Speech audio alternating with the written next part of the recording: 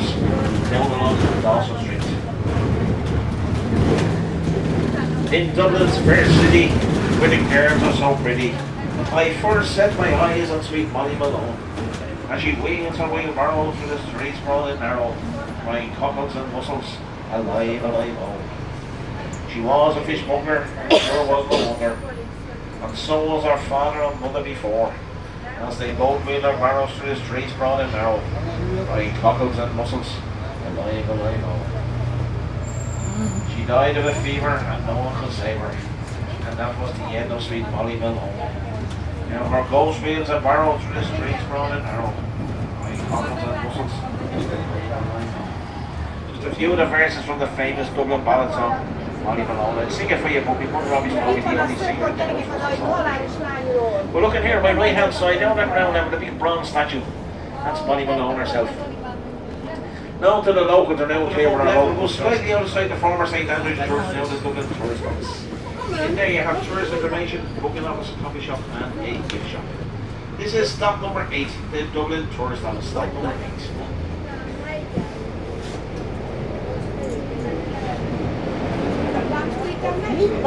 One of these stop 8 now, we can run to stop number 9. Now, this is the Dublin tourist office here on my left hand side, and you can pre-book one at first. Then you have the South Coastal Tour, Paris Courthouse in there. North Coastal Tour, Malahide Castle, and then you have the famous Coast Bus.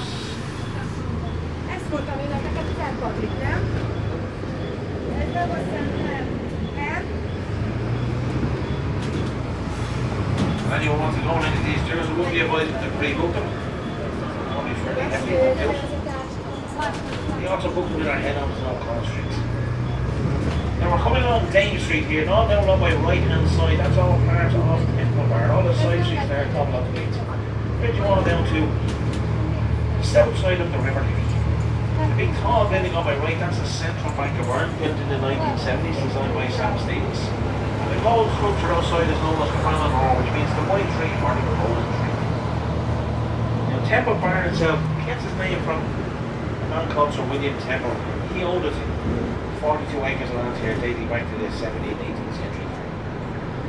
The Lower Bar is an old walkway along the riverbanks.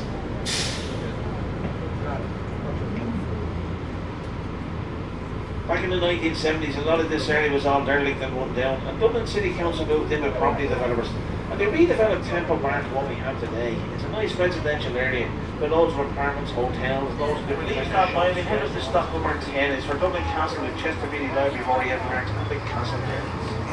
Up in the front left of the bus is Dublin City Hall, built in 1779 by the Guild merchants. It was used as the Royal Exchange. Dublin City Council, whatever that means today. And on my left hand side here, through those black gates, bridge you into Dublin Castle, built in 1220 by the Normans. It was destroyed by fire, rebuilt, redesigned by a man called Sir William Robinson into Georgian-style stately apartments. The Irish government used Dublin Castle for stately functions, stately visits. And they can close the castle down any time day or night without notice. It's also where the President of Ireland is inaugurated. This is stop number 10 here now for Dublin Castle, the Chesterfield Library of Oriental Arts, the Castle Gardens, and straight ahead of us, that's Christ Church Cathedral, the official cathedral of the Holy Trinity. It's an Anglican church of Ireland. And dates back to 1038, when the Vikings sailed up the river living in the big longboats, and I reckon it's said to be the river. The Bill saying, small little wooden church here, and in 1172, Strongbow Archbishop Earl of Pembroke, he built a big stone cathedral here for the Archbishop of Dublin. But in the early 1800s, parts of the roof capsized in Christ Church Cathedral, and was thanks to a local distiller, Henry Rowe. He contributed funds to refurbish the roof of Christ Church Cathedral. He also added on Synod Hall, which you can see over to the front right of the bus. The building is pretty nice, it's where the two buildings here together. From Christ Church Cathedral, from Dublin, you can say. You come across that neon Collie Bridge on into Christ Church. Coming in now to stop number 11 here. This is stop 11 here. This is for Christ Church Cathedral and Dublin. Stop number 11. Entrance into Dublin is behind the bus. As you're making your way up along the different floors, the different levels, you see the difference around the park is 7 miles long, approximately 11 kilometres. Just coming here on my left hand side, that's the Wellington Testimonial. That was built in 1818, commemorates Wellington's defeat over Napoleon in the Battle of Waterloo. All around the pedestals there, carvings in the roof from different battles. These were made down, melted down cannons that Wellington used.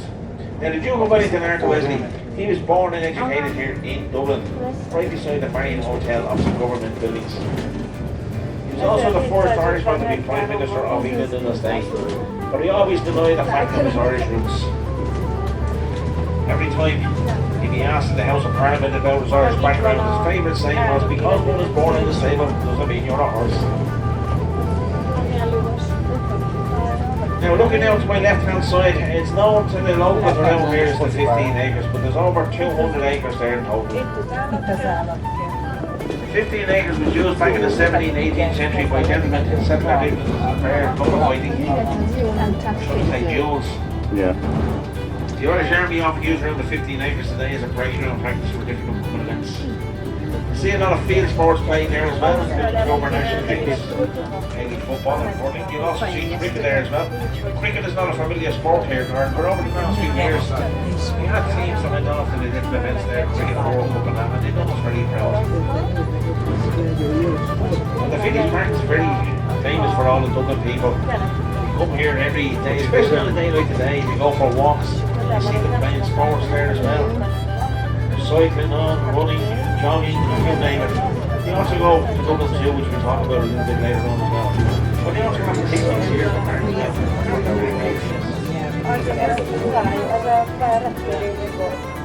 Now, Viking College Barracks is one of the oldest army barracks in the world. It was built by the British Army in 1702. It's known as the Royal Military Barracks up until 1923 when they renamed it after Viking College. He became the first Commander-in-Chief of the Irish Army. You see it up there on my left-hand side. It was handed over to the National Museum in 1997, and it's invented large artifacts taken apart, monitor, clothing, surveys, glass, brassware. We also have artifacts there from the 1960s, right? That's an exhibition on there of all the Irish High Crosses. As I said, it doesn't open until 2 o'clock in the afternoon, so we just keep on going. Down to our next stop, Dublin. The White Bridge coming up to the front right of us is the famous James Joyce Bridge, erected here in 2003, designed by a Spanish architect. The relation Joyce has here is the red brick house over on my right hand side of the black door. That's where his 2 ounces live. It's where he wrote the short story which was made in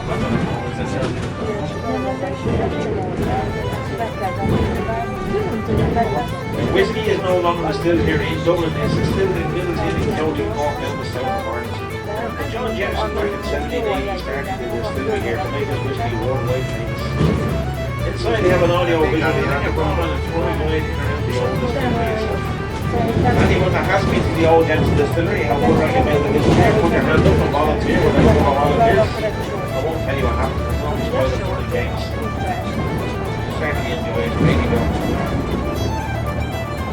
But how you get to the old Jensen distillery from here is when I pull into the stop down here, the traffic lights just ahead of us, you turn left, you go up Church Street, second set of traffic lights, you turn left again, and straight down ahead of you. Less than 5 minutes walk. So that's taking your time. It's left of these lights, up Church Street, second set of traffic lights left again, and straight out front here. And it's also when you turn left to Church Street here, you come to the old church here in Ireland, St. Stephen's Church.